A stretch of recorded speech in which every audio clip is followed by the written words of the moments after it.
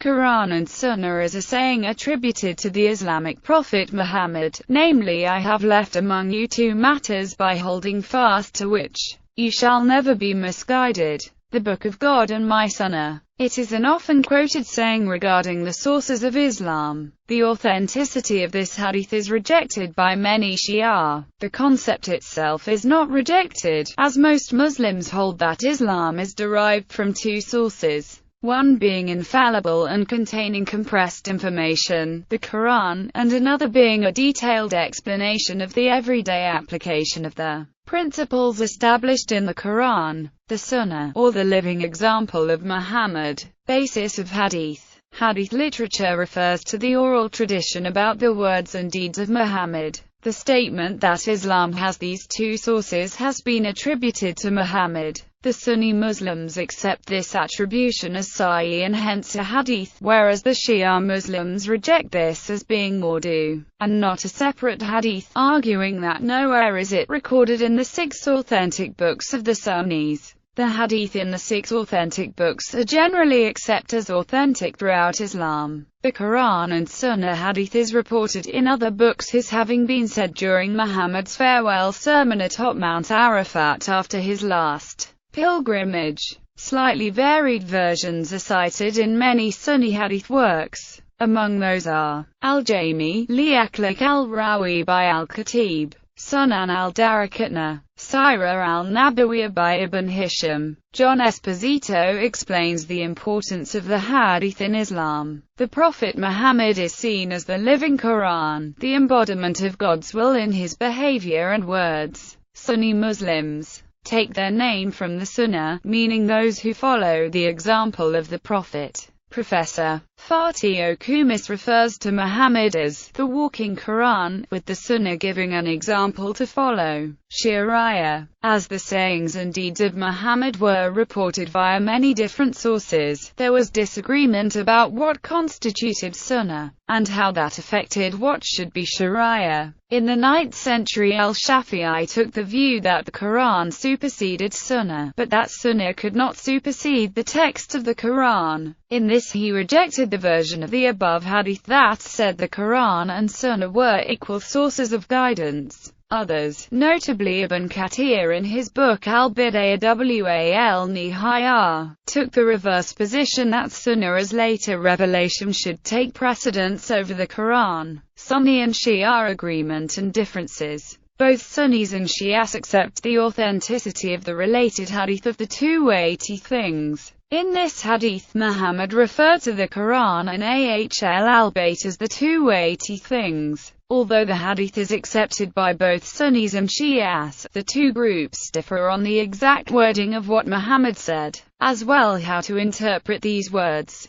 The Shias use the hadith of the two weighty things to prove their claim that Muhammad meant for all his successors to be from his own family. The Sunnis reject this view and believe in a different interpretation of this related hadith. The Sunnis and the Shias also disagree about what constitutes the Sunnah. Sunni view. The Sunnis generally accept this hadith, but narrowly define Sunnah as the sayings and deeds of Muhammad, although some include the implied approvals of Muhammad. This hadith is considered Sahih by the Sunni, as stated by following scholars: Hakim al-Nishaburi, Ibn Abd al-Barr, Ibn Hazm. Shia view. Shias reject this hadith and deem it to be a fabrication designed to distract from what they deem to be the real saying of Muhammad, the hadith of the two weighty, precious things. Since the hadith about Quran and Sunnah was said by Muhammad in front of the larger gathering during his farewell sermon, and the hadith about Quran and Ahl al-Bayt was said by Muhammad in front of the smaller gathering at Ghadir Qum, the Shias believe that only the hadith of the two weighty things is authentic. At the same time, Shias do agree with the meaning of the hadith, even if they deem it a fabrication. The Shias believe in following the Sunnah of Muhammad, but they say that this is only possible via the Ahl al-Bayt.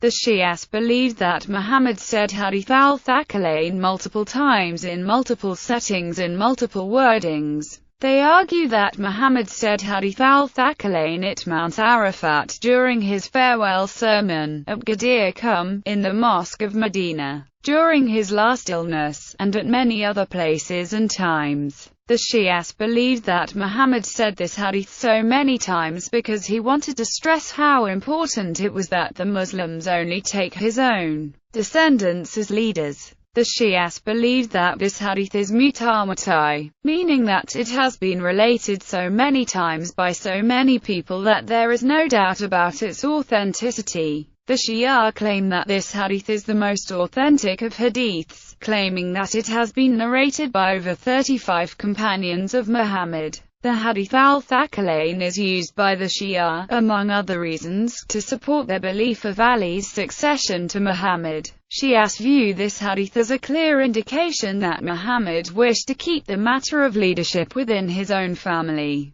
starting with his cousin Ali. They believe that Muhammad was clearly indicating that only the Ahl al-Bayt have a right to authority and leadership. It is based on this claim that the Shias reject the first three Sunni caliphs, most especially as legitimate spiritual leaders of the Ummah, referring to them and those who put them into power as usurpers. Because the Shia believe that Muhammad said Hadith al-Thaqalain on many occasions, the Shia have many different versions of what Muhammad said. One such version corresponds closely to what the Sunnis also believe in. Muhammad said, "One of them is the Book of God and the other one is my select progeny, that is family. Beware of how you behave them when I am gone from amongst you, for God, the Merciful, has informed me that these two shall never separate from each other until they reach me at the paradisal pool. I remind you, in the name of God, about my Ahlul Bayt. I remind you, in the name of God, about my Ahlul Bayt. Once more, I remind you, in the name of God, about my Ahlul Bayt." The Shias, however, also believe in other versions of the hadith such as, "I have left with you something, which if you strictly adhere to, you shall never go astray, the Book of God and my progeny. I leave you two weighty things, if you stick to both you will never go astray after me. The Book of God and my progeny, I am leaving for you two precious and weighty symbols that if you adhere to both of them, you shall not go astray after me. There, the Book of God, and my progeny, that is, my Ahl al-Bayt.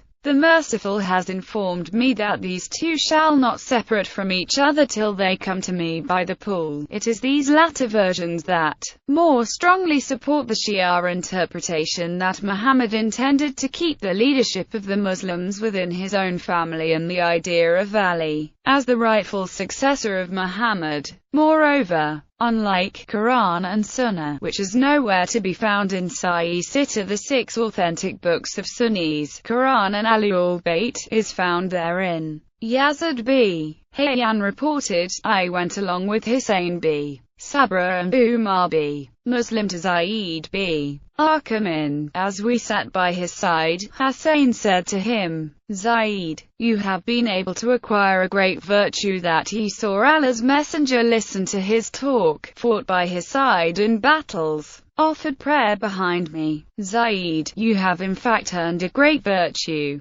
Zayd, narrate to us what you heard from Allah's messenger.' He said, 'I have grown old and have almost spent my age and I have forgotten some of the things which I remembered in connection with Allah's messenger. So accept whatever I narrate to you, and which I do not narrate, do not compel me to do that.' He then said, 'One day Allah's messenger stood up to deliver sermon at a watering place known as Qum, situated between Mecca and Medina. He praised Allah, extolled him and delivered the sermon and exhorted and said, "Now to our purpose. O people, I am a human being. I am about to receive a messenger from my Lord and I, in response to Allah's call, but I am leaving among you two weighty things. The one being the Book of Allah, in which there is right guidance and light, so hold fast to the Book of Allah and adhere to it. He exhorted to the Book of Allah and then said, "The second of the members of my household I remind you to the members of my family." He said to Zayd, "Who are the members of his household? Aren't his wives the members of his family?" Thereupon he said,